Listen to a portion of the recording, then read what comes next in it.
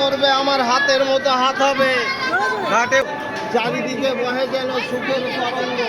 সাধনাতলায় বর দাঁড়ালো রাম রঘুমণি, মন মতো জামাই দেখে বরণ করেন রানী। সবাই বলে বেশ হয়েছে ভালো, যেমনি বর তেমনি কোণে সভা করেছে আলো।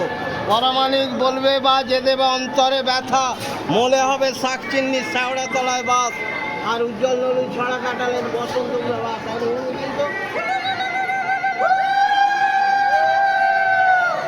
নাইরে না, দুজনে চার চোখে চেয়ে দেখো না। একটু চাগিয়ে ধরুন না।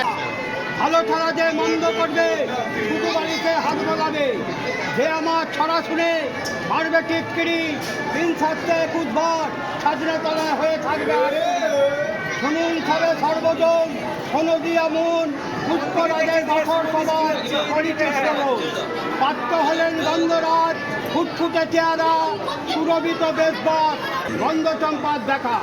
শ্বেতাঙ্গিনী কঙ্কচুরি বরের মাথায় বলে, হলো তোরা বরকে সাজা, সবাই আইব চলে। বয়সেতে চেঁচামেচি চৌদিকে, ফটফট দ্বীপের আলো জলে উঠল চারিদিক দিকে।